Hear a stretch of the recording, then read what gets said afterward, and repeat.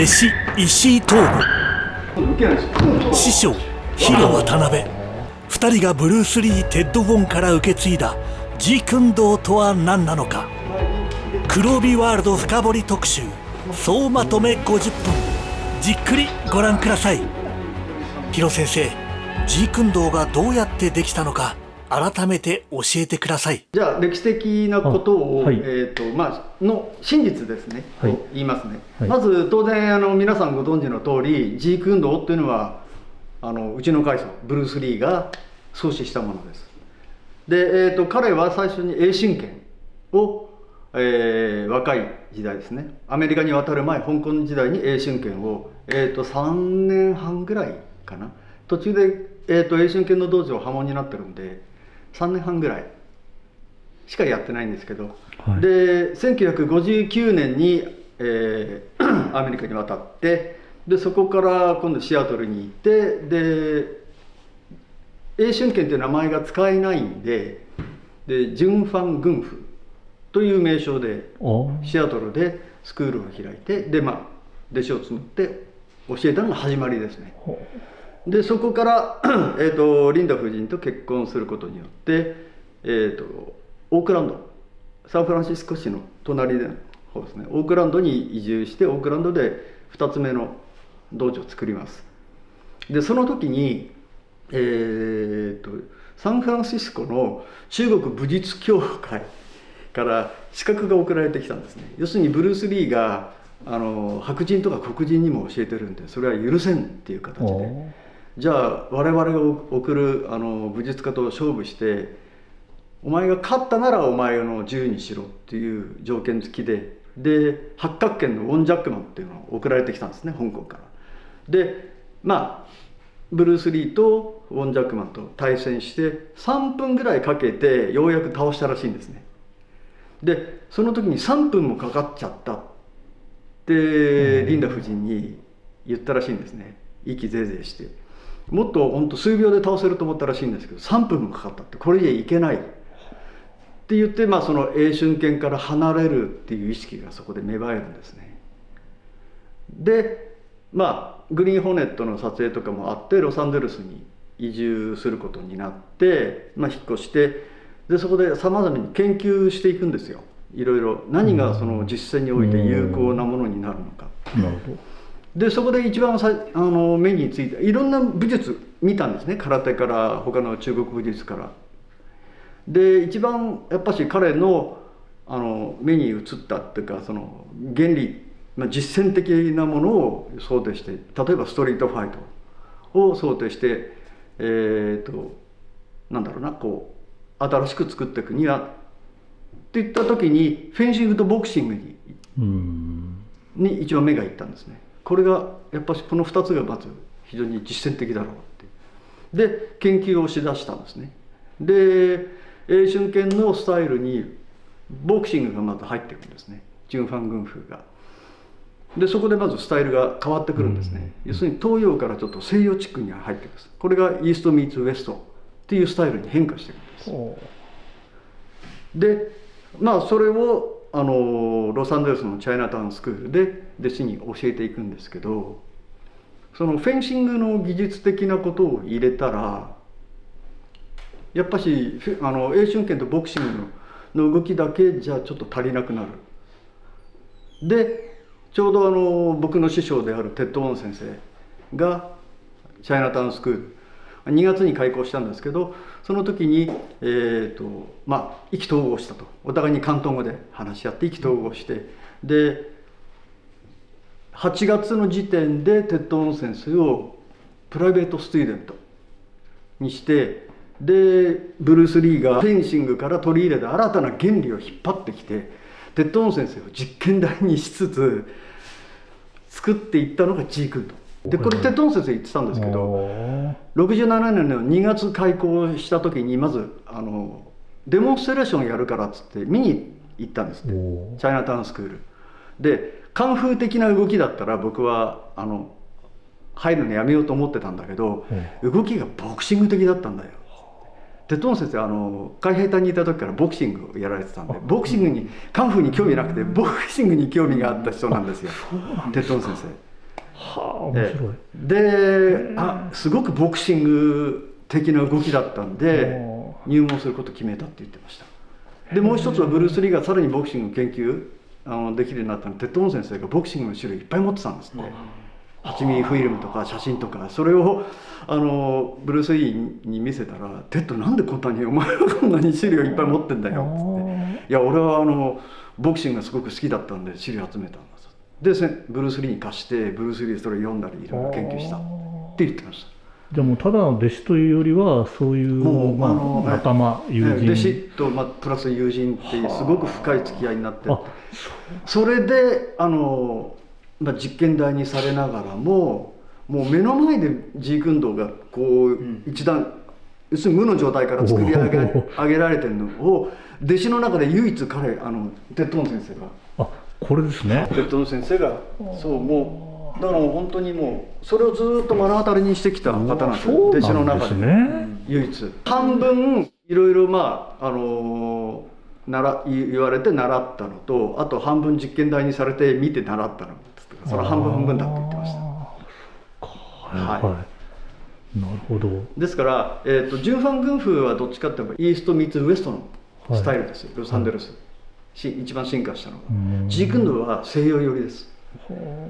非常にフェンシングとボクシングの原理とか術理とか戦術を使ってるんで、どっちかって言えばカンフーっぽくないです、ジークンドーは。ジークンドーって僕は師匠から教わったことっていうのはブルース・リーも言ってたことですけど、最終的に自分の表現を作るってことです。要するに固定概念から離れたところにあるんですよ、ジークンドーって。一つの井戸の中でやらないんです。井戸から出て川に入ってさらに大海の海の中へ出たところにジークンドーが存在するんです。自由の中にある。要するにその変化ってするじゃないですか。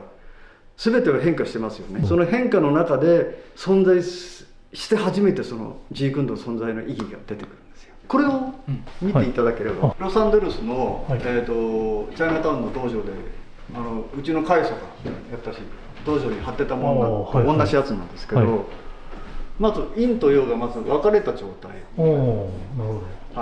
で次の段階が陰と陽が融合した状態。で最終的に無無です。無なんです。無の状態。これがジークンドーの修行の段階なんです。だからエンブレムはこれに両サイドに漢字が入ってますけど、陰と陽の和合融合なんですね。だから修行の3段階なんですけど、最終的にはこれが無の状態。要するに自分のジークンドーを作るっていう。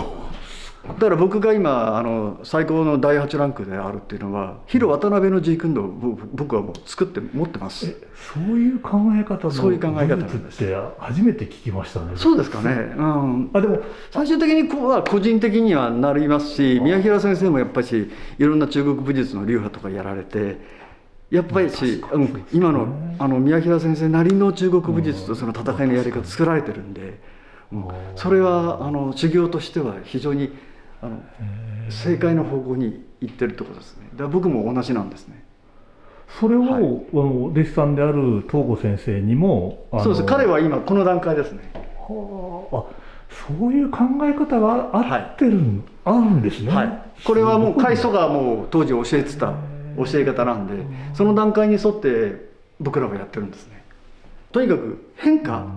テッド・オン先生が言ってましたけど、時代もいろいろブルース・リーが生きてた頃よりはつって、日本でセミナーやった時ですけど、今は違うでしょ。だからその時代に即したやっぱし自分の人生をやっぱし変えていかなきゃダメで、ブルース・リーの頃とは違うから。すごい。だから当然もう先生が2010年に亡くなったんでね。もうそこからもう10年以上経ってるわけですよ、今日現在。だからまたやっぱし考え方もそれに即して自分を変化して適応させていくっていう、これジークンドーの哲学です。テッド・オン先生以外にジークンドーを習った方があと2人いるんですけど、そのうちの1人が水戸上原先生って方がいて、でその当時ブルース・リーが教えてることまあその武術の技にしろ、その概念にしろ、哲学にしろ、これは100年後のこれから100年先のことをもうやってんじゃないかって言われてたんですね。でそれからね、もう開祖亡くなって50年ですけど、まあ100年はちょっと大げさかなと思うんですけど、やっぱ相当ね、60年代から70年代の頭の人ですからね、開祖は。それの時代と今と比べてみると相当変わってますよね。だから我々のその理念は時代に適応していく自分を作っていく、あえて作っていく。まさにブルース・リー自身がそうしたそう、それがビーウォーター、それがビーウォーターの本当に意味ですよ。いや、それも東郷先生に受け継がれてるわけだ。そうです。まあ僕は先生の教えがもうずっとあるので、それに従ってそうですね。はい。はあ、素晴らしいですね。それをまた技を、まあそういった考え、ビーウォーターを技にしたり、だからそれをこう例えばこうするとパーシャリティになっちゃうよって、陰と陽が分かれちゃうから自滅するよっていう教え方をして、でじゃあ例えば陰と陽が和合すると技はこうなるよっていう技も含めて教えてます。それ非常に興味深いんですけど、その技としてのビーウォーターというのは見せていただけますか。わかりました。ジークンドーの立ち方はフェンシングがベースだそうです。アルドナディっていうオリンピックチャンピオンが昔いて、彼はかかとを上げるんですよ。そこに写真があります。あ、そうなんですね。はい、右側の。これアルドナディ。物理学英語を与えた3人です。だからちゃんと出るんですよ。ティム・ドリスコル、デンプシー、ジャック・デンプシーでアルド・ナディ。立ち方がまずこのフェンシングのナディのフェンシングなんですよ。はい。でここにまず三角形ができてるんです。ここの三角形の頂点と後ろ足のこの土踏まずを合わせるんですね。これが要するにアライメントになるんですけど、でここでだいたい60度ぐらいにして、で前足はだいたい30度ぐらいにして、でそうすると、位置エネルギーがこの内側にスーッと入っていくんですね。例えば、沖縄の空手でもこうだって位置エネルギーをここじゃなくてここに持ってきてますよね。琉球の空手で、同じなんですね。でこの状態で移動していくわけですね。なるほど。でこれは要するに前後だけなんで、でこれがこの角度がこう、ね、変化してきます。これがブルース・リーのジークンドーの基本的な動き方なんです。前後と角度移動が、これがブルース・リーのジークンドーです。なるほど。要するにお互いにこうフェンシング剣を持ってで突き刺すイメージなんですよ。剣が2本あるって感じ。剣が2本あるってブルース・リー自身が言ってるんですよ。西洋のこの剣を2つ持ってる、両手にそれぞれ両手にこう剣を持ってるようなもんだってジークンドーは。だからカンフーじゃないんですよ。なるほどね。両手にこのフェンシングの剣を持ってダブルでこう攻防するっていうのがブルース・リーのジークンドーです。それはもう開祖本人がもうちゃんと書いてます。言ってますんで。基本的には、リード側の手足を大体もう9割方リード側の手足で攻撃します。リア側は受け。だからフェンシングの、原型はレイピアっていう直剣なんですけど、レイピアの試合って僕ちょっと見たんですけど、お互いにレイピアを持って右手に持って、で片側はこんな丸いシールドを持ってるんですよ。で片側はナイフ持ってるんですよ。そういう試合をやるんですよね。そうなんですか。でそのレイピアからフェンシングって作られてるんで、原型がそれなんですね。だからある意味フェンシングよりもレイピアっていうレイピアのこの試合のやり方がジークンドーって思ってもいいかなっていうのは、パンチが来た時にこれこうブロックするんです。この丸いシールドでこうカーッとつくっていう。でもう一つはクロスがあるんで、クロスでナイフでくる。でナイフ持ったやつでパッと、これが要するにクロスになるんですね。そういったイメージです。そのやり取りがブルース・リーのジークンドーで、だから剣でパンとついてセッとここでこうつく。なるほど。で来た時にこうで逆にこっちでナイフでついてこれでバッと入って逆にこっちでナイフでついてこれでバッと入ってだからお互いのこの攻防なんですね。蹴りが来てこの蹴りのこの攻防でこの蹴りの攻防でこれがブルース・リーの非常にフェンシング的なんです。ジークンドーの G っていうのは英語だとインターセプション、インターセプトですね、はい、だから来た時に遮断するわけですね。遮断してその入るかクロス入れるかだから近づいてきた時にフッてもいいこのアウェアネススピードを高めるんです、視覚スピードだから相手が動く意思を今の何今のは僕が動こうと思ったこの瞬間重いからねこの思考から肉体に移動するまで 0.3 秒かかるんですよ。だからふっと湧いた時にある意味テレパシーに近い要するにイントゥイション直感です。はい、直感ですね。ブルース・リーって直感をすごく大事にしたってテッド・ボン先生が言われてたんで、だから僕も瞑想とかいろいろして呼吸法とかやって直感を高めるっていう練習を個人的にずっと何十年もやってきました。だから東郷はなんかやろうと思った時にはもうふっと思った瞬間には僕はもうこの眉間のこのチャクラを通じて第三の目を通じて分かるんでスッと入っていくんですよ、相手の意思が。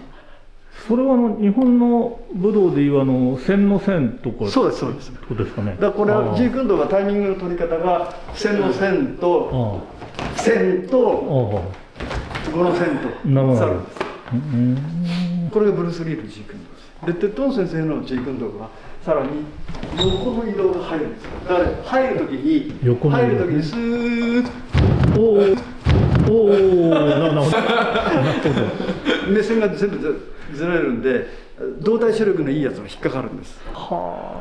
見ちゃいますよね。見ちゃいますね。こう入ってきてふっとずれたら揺らされちゃいますね。引っ張られちゃうっていうか。だからこれがこっちの時にはフックだし怖いこれがスーッとこう動いててクッとずれたらこっち見ますよね。いきますね。その瞬間にもずれてクロスがかかってるんですよ。お互いそれを取り合うみたいな感じになるんですか。そうです。レベル上がってくると。ですね。取られちゃうとやっぱりやられちゃう。だからヒロ先生とテッド・ボン先生のスパーリングはお互い動かない感じなんですよね。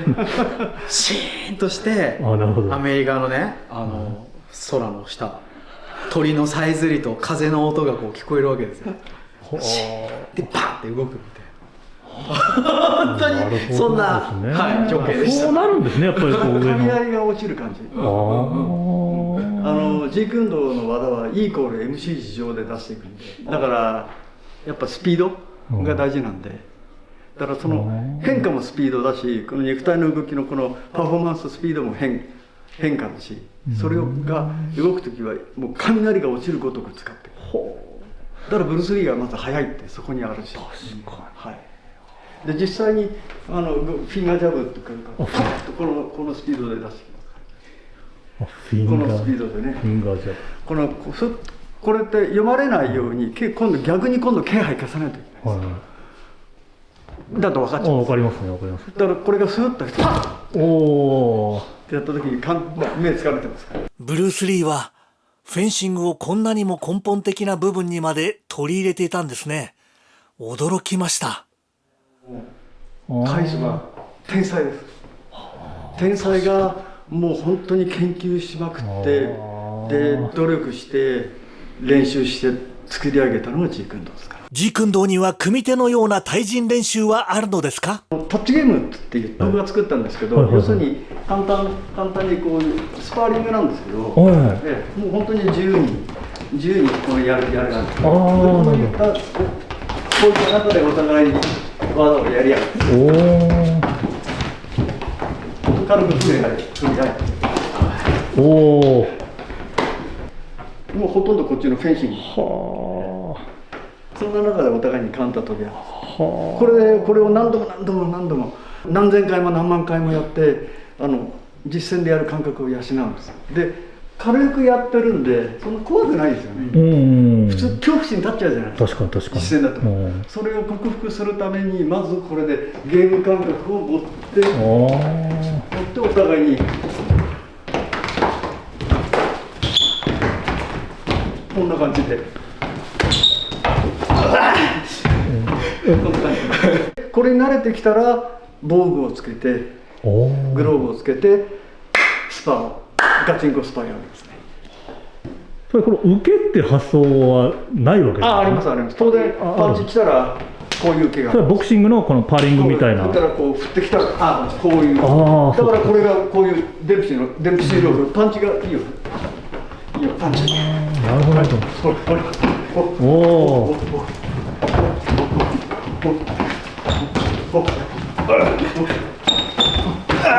おお、いやこんな感じ。やっぱかわすんだ。かわす。なるほどね。兄さんこれね、ドン先生が鬼だって言ったのが鬼なんですよあの人。鬼。1対1のレッスンで本当に鬼。ブルース・リーのレッスンも鬼だったんですよ。それをそのまま僕にやってきてる。テッド・ウォン先生は日本のセミナーではとっても優しかったそうですが、アメリカでは全く違ったのですか？セミナーのやっぱ顔とは全然違う顔を持たれていて、プライベートではもう本当にめちゃくちゃ厳しい。例えばミット持ってて、まあこうパーンって打ってこうバコーンって打って終わりなんですけど、たまたまこう、ミットだとしてバーンってやってこうなんですけど、やった瞬間にパーンであっって積水反射ですよ。普通あってなるじゃないですか。なりますね。普通こうなるんですよ。普通なんですよ。積水反射なんで、受けるんじゃねえよ、かわせよって言われました。積水反射で全部かわさないといけない。なるほど。こうなるんですよ。確かに。人間って自然になるんです。そうですね。それを全部これを自然にやれって言うんですから、鬼ですよ。でもできるようになったんで。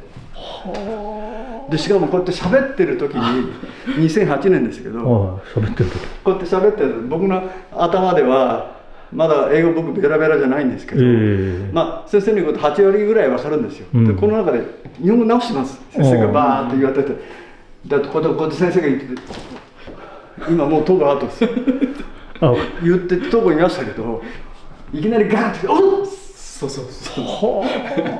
全然継承者になるためのテストだったんです。受けなかったらもう鼻ぶっ潰れてます。テッド・ウォン先生はストリートファイトを想定して反射的にかわすことを重視していたのでしょうか？かわすもう一つはカウンターを入れる。例えばナイフだったら、腕で例えば受けますよね。ほらもうどうや嫌いすげえ。これ受けた瞬間にあった手はもうそのまま開いちゃって、だから受けたらすぐにこう接触してでこういう形。ちょっと先生やりすぎじゃないですか今の。いやこれぐらいでいつも教えてます。本当？弟子にはこれぐらいで教えないとレベル上がらないんで。他の弟子は当然ある程度はセーブしてやりますけど、石とかあと何人かの弟子にはある程度は入れてやって、その武術の技の怖さ、例えば飛行をつく場合でも、どこのその首の急所とか、こういう急所とかは全部教えてます。今先生がやられたのはジークンドーの重反グフの部分で入れてます。ジークンドーはあくまでも打撃だけなんですよ。打撃だけなんですね。でもし組まれた時のためにって言って、テッド・ウォン先生ってレスリングうまいんで、ブルース・リーはそこまでやってなかったんで、テッド・ウォンのジークンドーは接近戦においての短い距離の殴りと、あとそういう組み技の部分が入ってます。これはだから今はヒロ渡辺のジークンドーで、僕のジークンドーはまたこれにプラスアルファしてます。大丈夫ですか？大丈夫です。はい。ずれた。はい。でも僕結構激しいですよね。いやもういつも通りです。本当？普通です。当たり前のように。当たり前のごとく、当たり前のごとくパーンって入れて、こう関節の方パーンって入れて。これはなんかまた関節技ですか？関節ですね。ジュンファン軍部はね、69年の時点でブルース・リーがもうやめちゃったんですよ、教えるの。もったいないんで、僕英春拳も別個に自分で習ったり、中国武術も上海行って習いに行ったりとか、いろいろムエタイも泰国行って習いに行ったりとか、いろいろマジでサバットもパリ行って習いに行ったりとか、いろんなとこどうろにいう人生なのか非常に気になりますよね。それはもったいないんで、だからブルース・リーがそこでやめちゃって、テッドウォン先生もそんな教えないし、じゃあちょっと僕は改良しようかなと思って、だから例えばさっきのトラッピングでパーンとくるやつ、もっと早くて早っ。2つ何？これ英春拳から来てるんですよ。十分もうここ押さえられてます。でおお。もうそのまま足払わないで終わっちゃう。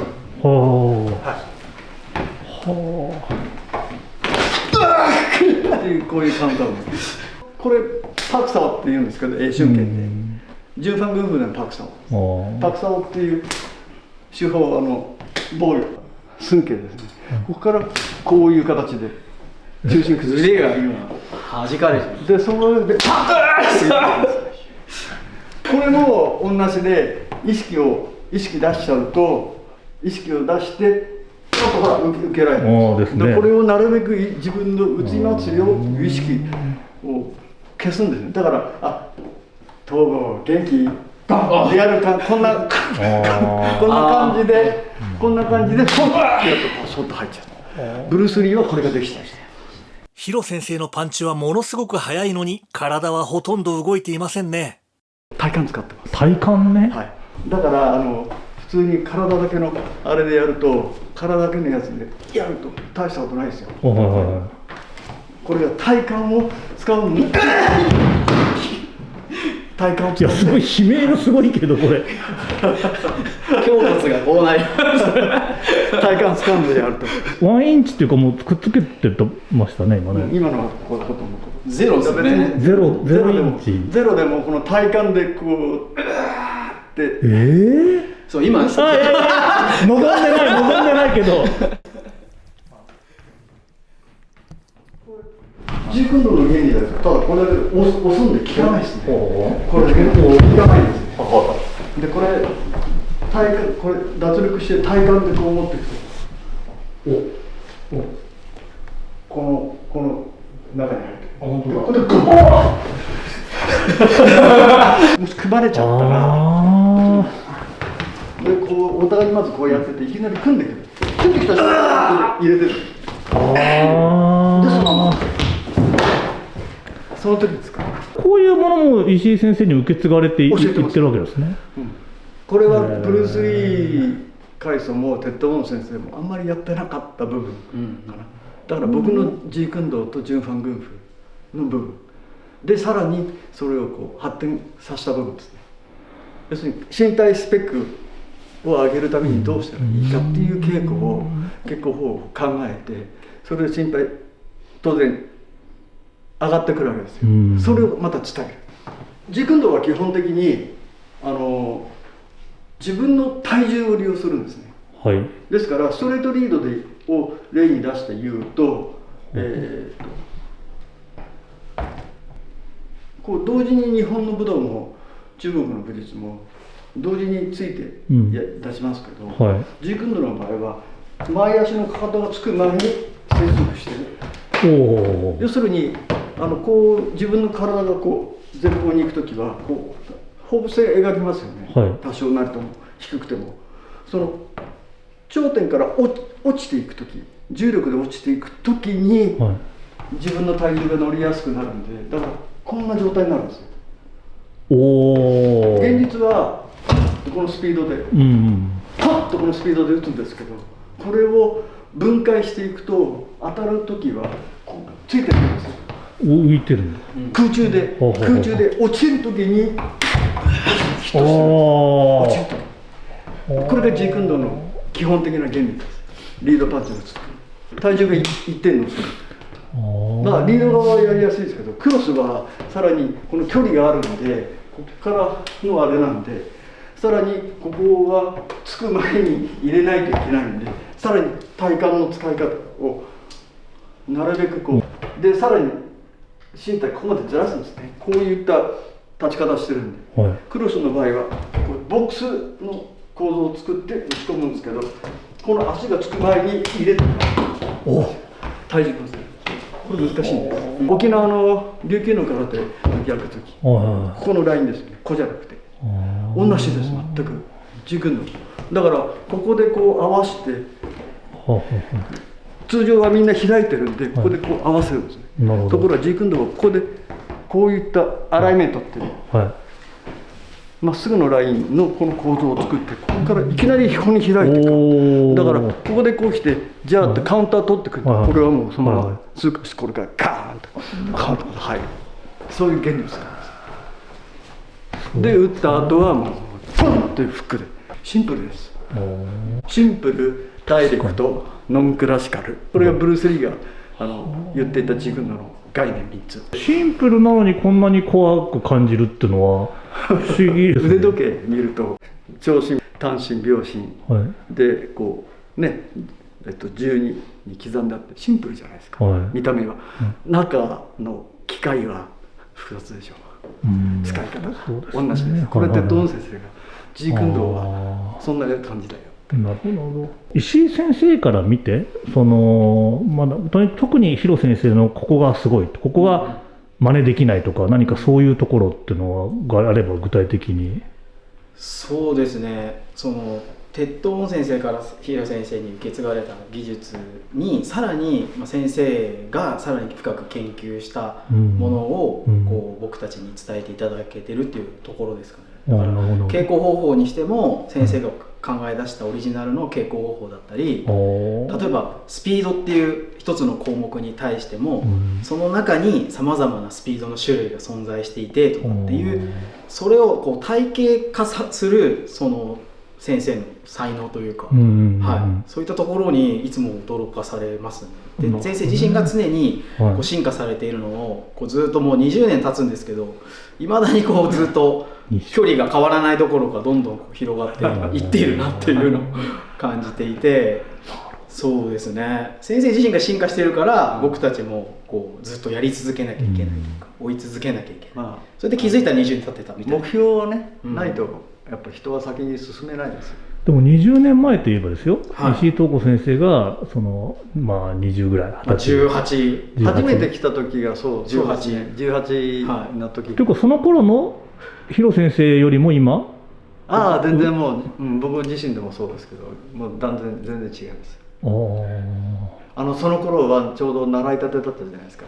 でトン先生を日本に招聘して2回目のセミナーの時に初めて来たんですよ。なるほどね。本当モンチッチみたいな感じだったんです。可愛い感じ。今も可愛いですけど。でコンセプトで習った頃はすぐに教わったことができたんです。ところがテッドン先生から習ったジークンドー、要するに本当のブルース・リーがやってたジークンドー、難しすぎて、でもそれでもある程度はこう僕吸収力が高いんで、ある程度は自分では表現できたわけで、これどうやって教えたらいいんだ、なるほど。もうね4年ぐらい悩みました。こんな難しいのどうやって教えたらいいんだろう、これって次の世代作れていけんだろうか。それまではコンセプトは僕19年、井野さんと系は19年やってたんで、ある程度はもうすぐ習得できたんですよ。でもそのレベルじゃなかったんで、悩んで4年ぐらい悩んで、だいたい5年ぐらい目ぐらいにどうやって教えたらいいかっていうのが分かってきたんで、それからですね。その頃に入ってこられたんですか？そう、僕先生に14年ついたんですけど、先生について3年目に入ってきたんです。だいたいこうだなっていうのが見えてきた時ぐらいに入ってきたんで、結構ラッキーだったんですね。ということはでも逆にその試行錯誤しつつ、ヒロ先生がこう進化していくプロセスをずっと見てたってずーっと見てますよ僕。それこそ一番近くで僕見てるので。そうですよね、素晴らしい。すごいです、努力したんですよすごく相当努力しましたね。うち弟子が相当いっぱいいますけど、一番努力してますから、僕が言ったことをちゃんと守って努力してますから、じゃないとこのレベルにならないです。ヒロ先生から見てですね、今石井東吾先生の、特にこの技術が、すごい、この技術は非常にいいんだみたいなことがあったら紹介していただけますか。まずそうですね、テッドン先生から受け継いだ部分で言うと、まずフットワーク。なるほど。フットワーク自体も僕は相当先生から習った後に研究して応用して、さらに応用の応用をしてっていろいろで、そのためのじゃあ身体のそのスペックの上げ方どうしたらいいかとかずっと考えて、でそういった形でその本当にファンシーフットワークって言われるぐらい。ファンシーフットワーク、要するに幻影をかけるぐらいのフットワークをできるようになった時に、それを伝授した時に今使ってますからね。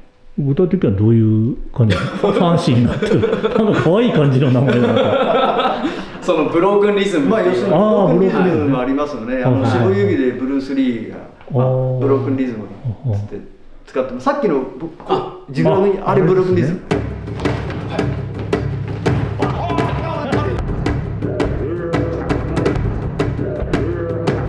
これすごい、こっち来た幻惑させるんです。ああいうのはやっぱり石井先生得意って言い方変ですけど、いや、なかなかあれは習得難しいんですよ。一番僕の弟子で一番最初に習得したのが彼ですから。ブロークンリズムってやっぱり難しいんですね。石井先生、改めて実演してもらえませんか。それに対してヒロ先生の解説もお願いします。はい、わかりました。はい、ワンツー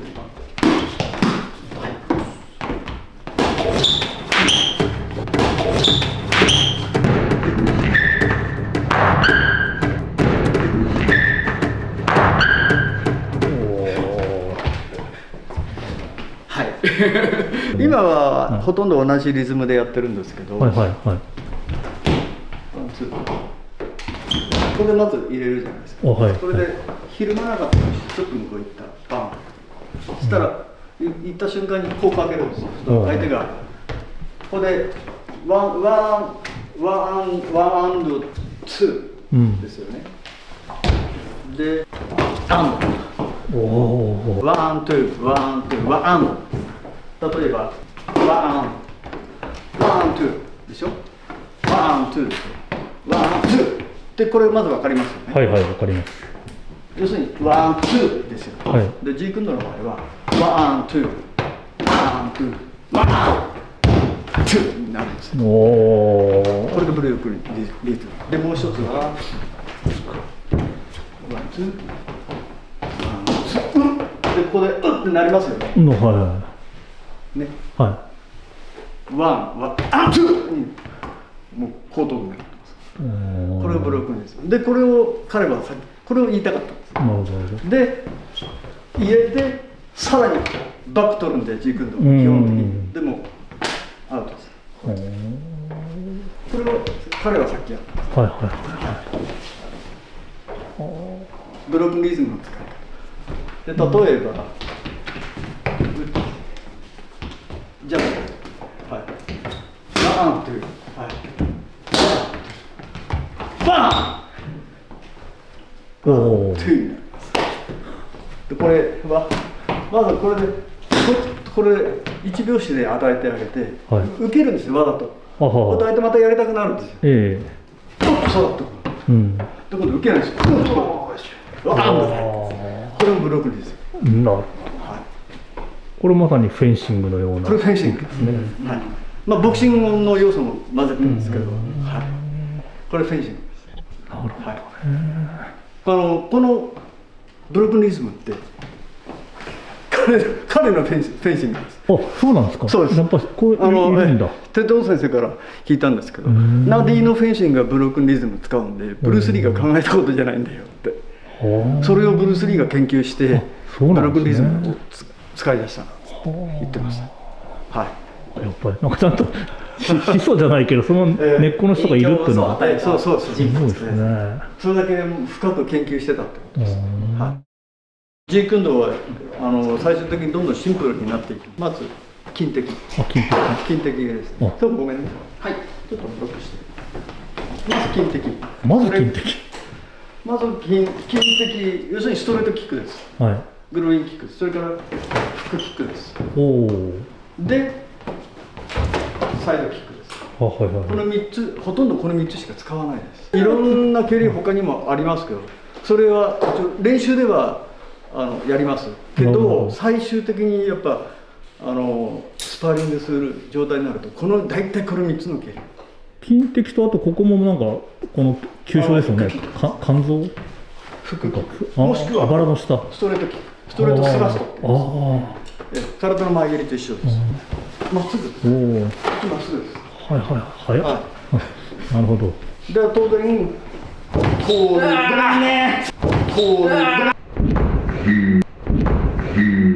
それもあるんだ。これもあります。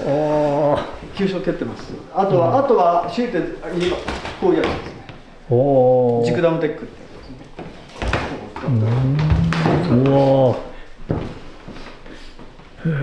アクションで使ってますよね。ドラマに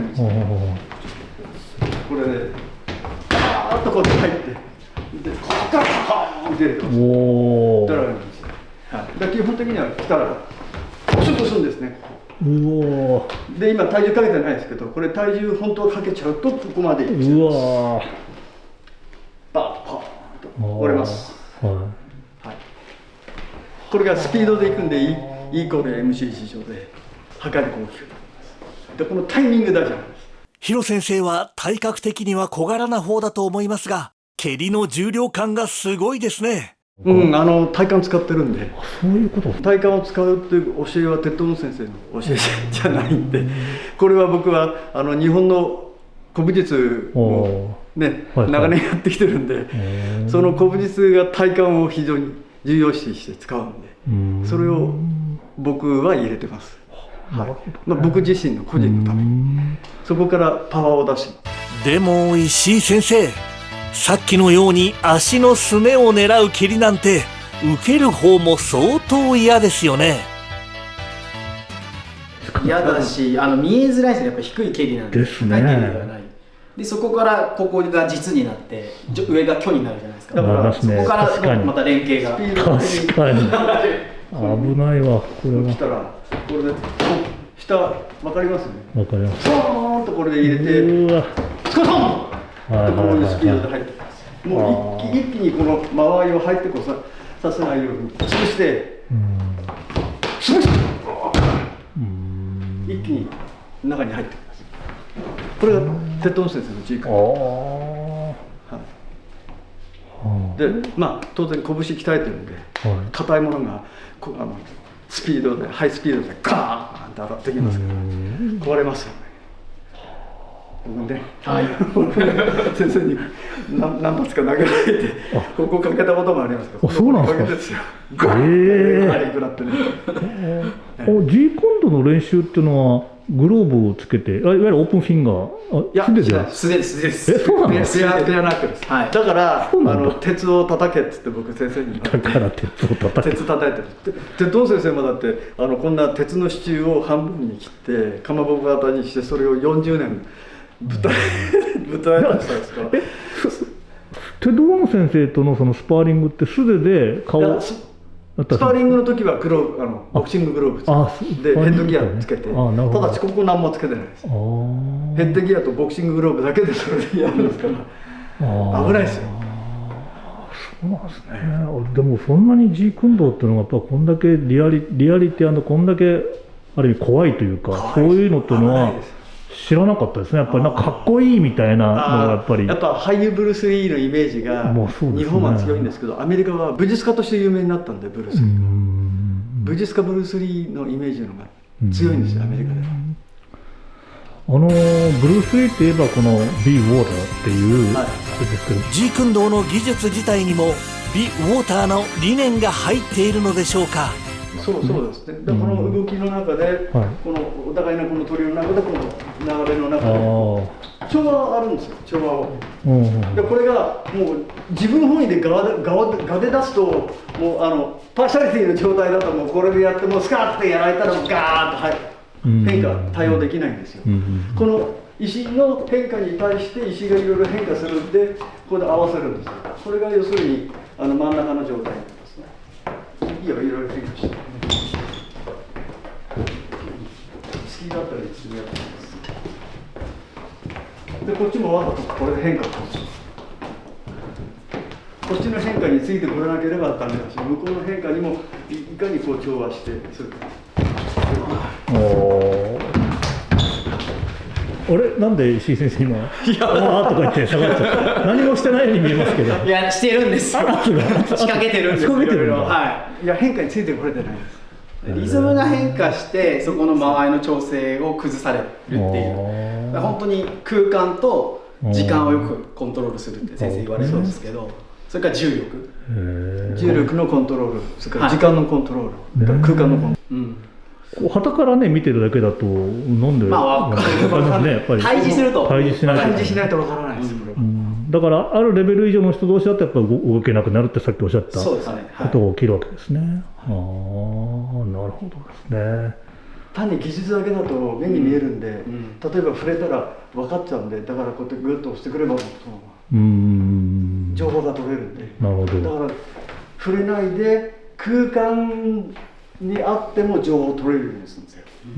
触れたから情報がこう触れたから情報が取れるんではダメなんですね。なるほど。この空間でここにいてもいいよどうぞ。情報が取れてないとダメです。なるほどなるほど。接触しても情報取れるし、離れても情報取れる。両方やっぱし別物じゃないんで、空間だそれが空間の把握。広先生も初めて、テッド・ウォン先生と練習した頃は、今の石井先生のように逆にテッド・ウォン先生の前でわーって感じになった。するとじーってしてパコーンって打たれて、でくそーと思って次を受けてやろうと思ったらパコーンってきたら追い打ちでクロスガーンってまで やられたりとか。フック食らった時なんかガーンあーってこんななりましたからね。すごいパンチ力すごいです。まさに継承されてるわけですね。ブルース・リーにもそうやってめちゃくちゃやられてた。そうなんだ。継承されてるブルース・リー。そのまま継承してます。広渡辺先生と石井東吾先生、2人の物語をもっと知りたくなったあなた、石井東吾先生が書いた陰と陽、歩み続けるジークンドー、絶賛発売中です。ぜひ読んでみてください。